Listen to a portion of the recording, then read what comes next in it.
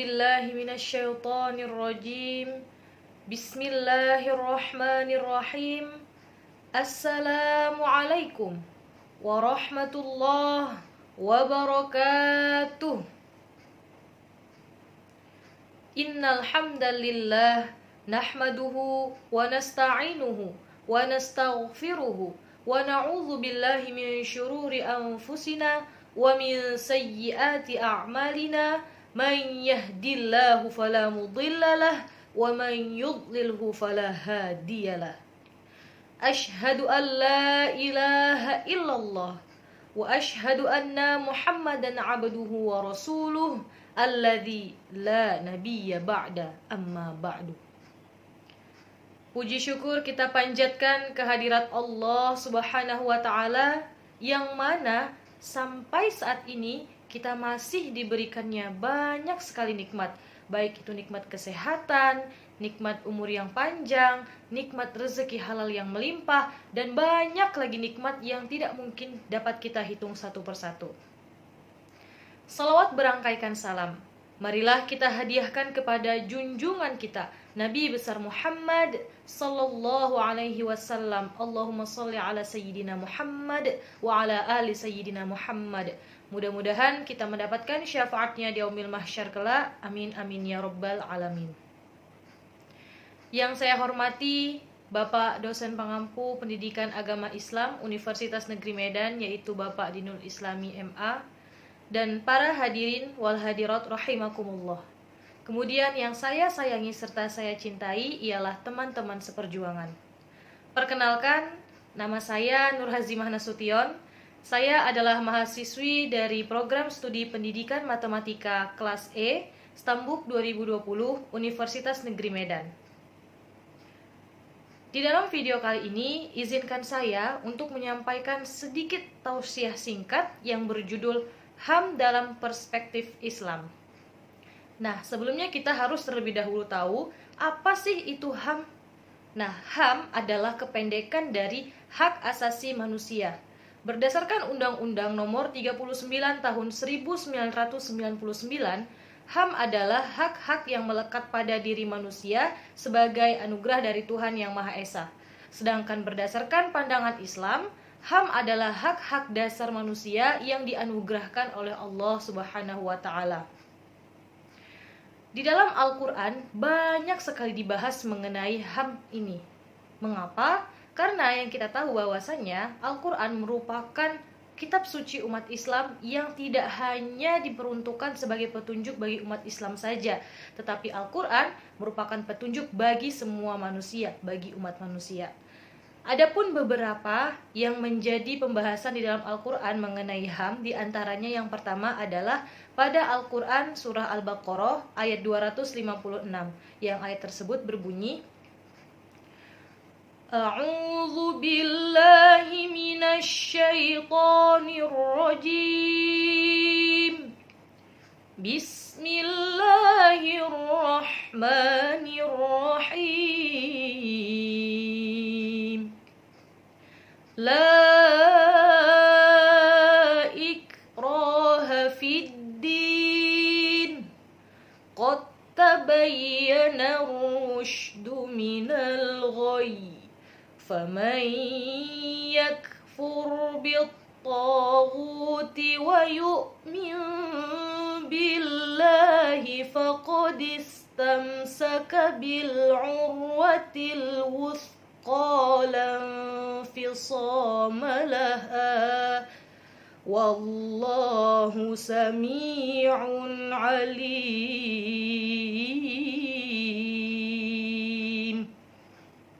Yang artinya tidak ada paksaan untuk memasuki agama Islam.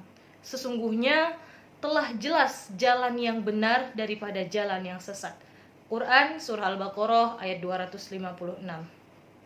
Nah, di dalam ayat tersebut sangat berkesinambungan dengan Undang-Undang pasal 29 ayat 1 yang intinya menjelaskan bahwasannya setiap warga negara berhak memilih kepercayaan dan agamanya masing-masing dan beribadah menurut agama dan kepercayaannya itu.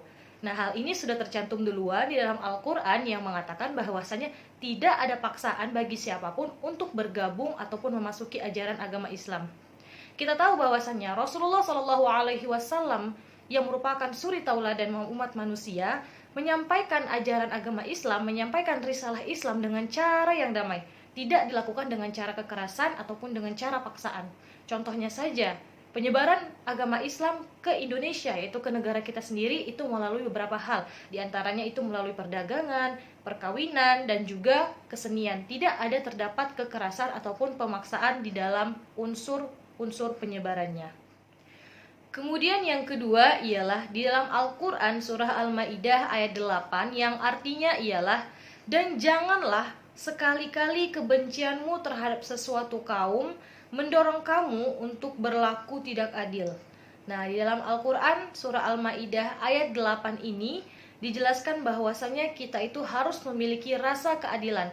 Hal ini tercantum dan juga berkesinambungan dengan negara kita dalam Pancasila, yaitu sila yang kelima, yaitu keadilan sosial bagi seluruh rakyat Indonesia. Nah, di mana di dalam Al-Quran sudah terlebih dahulu dijelaskan bahwasanya rasa adil itu harus terus ditanamkan pada umat manusia. Jangan sampai rasa adil tersebut hilang dalam diri kita. Karena ketika rasa adil tersebut hilang dalam diri kita, maka akan banyak sekali mengakibatkan masalah ataupun dampak negatif. Contohnya, ketika misalnya kita dianugerahkan ataupun dipercayakan dan diamanahkan menjadi seseorang yang memiliki jabatan yang hebat di dalam politik ataupun di dalam sistem pemerintahan, kemudian ketika ada kerabat kita yang melakukan kesalahan, kalaupun kita tahu itu salah tapi kita bela, itu namanya kita tidak berlaku adil. Sehingga perilaku tidak adil tersebut akan mencerminkan kepada orang lain ataupun kepada kerabat yang kita bela tersebut untuk melakukan kesalahan itu kembali. Kemudian yang ketiga adalah di dalam Al-Quran, Al-Quran tidak menolerasi pembinasaan diri sendiri dalam mencapai tujuan, sesuci apapun tujuan itu. Hal ini dijelaskan di dalam Al-Quran surah Al-Baqarah ayat 195 yang artinya adalah, dan janganlah kamu menjatuhkan dirimu sendiri ke dalam kebinasaan, dan berbuat baiklah karena sesungguhnya Allah menyukai orang-orang yang berbuat baik. Nah, contoh dari hal tersebut adalah bunuh diri ataupun kita membunuh orang lain. Jangan sampai pembinasaan diri ini terjadi pada diri kita. Di dalam Al-Quran sudah dijelaskan bahwasanya kita tidak boleh membinasakan diri sendiri, apalagi membinasakan orang lain. Terkadang orang suka berpikiran, dia memiliki masalah yang banyak, saya memiliki utang yang banyak, kemudian dengan cara bunuh diri adalah jalan terbaik menuju pembebasan dari masalah-masalah tersebut. Hal itu adalah merupakan sesuatu kekeliruan yang besar. Kenapa? Karena dengan cara kita membunuh diri itu tidaklah menyelesaikan masalah kita yang ada di dunia. Yang ada, kita tidak selesai masalah dengan dunia dan juga menambah masalah di akhirat.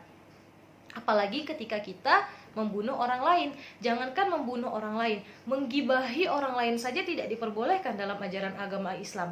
Mengapa kita harus membunuh orang lain? Bagaimana lagi besarnya dosa tersebut? Kemudian selanjutnya yang keempat adalah Al-Quran menoleransi fleksibilitas dalam memperjuangkan sebuah cita-cita. Di dalam Al-Quran surah Yusuf ayat 67 yang artinya, janganlah kamu bersama-sama masuk dari satu pintu, dan masukilah dari pintu-pintu yang berbeda-beda. Quran surah Yusuf ayat 67. Nah, di sini maksud dari ayat tersebut adalah ayat ini memberikan peluang kepada setiap orang untuk menempuh jalan yang berbeda-beda dalam mengekspresikan pendapatnya masing-masing, tertentu dalam kerangka dasar yang sama. Nah, ini merupakan salah satu contoh dalam Pancasila, yaitu musyawarah, di mana kita ketika kita bermusyawarah, kita diberikan hak, diberikan kebebasan untuk berpendapat. Di dalam Al-Quran juga dijelaskan hal tersebut, kita diberikan ekspresi, kita diberikan kebebasan untuk berekspresi, untuk berpendapat, untuk mencapai suatu tujuan, yang dimana tidak ada paksaan ataupun tidak ada halangan untuk kita memberikan ide-ide kita kepada orang lain. Kemudian yang kelima, Al-Quran lebih mengedepankan persatuan dan kesatuan serta kebersamaan ketimbang perbedaan, apalagi permusuhan. Di dalam Al-Quran yang artinya, hai ahli kitab, marilah berpegang kepada suatu kalimat ataupun ketetapan yang tidak ada perselisihan antara kami dan kamu. Hal ini dijelaskan dalam Al-Quran surah Ali Imran ayat 64. Nah, isyarat ayat ini senada dengan rumusan yang telah dirumuskan oleh the founding father bangsa kita, yaitu Bhinneka Tunggal Ika. Walaupun berbeda-beda, tetap satu karena adanya common platform yang sama.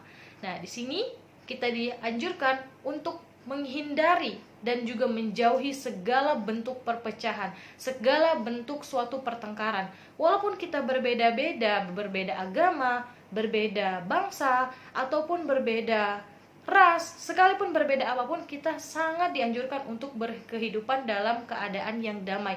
Sangat tidak dianjurkan dan sangat dilarang untuk melakukan perpecahan ataupun melakukan hal-hal yang tidak baik. Nah, masih banyak lagi loh penjelasan mengenai ayat Al-Quran yang membahas mengenai HAM.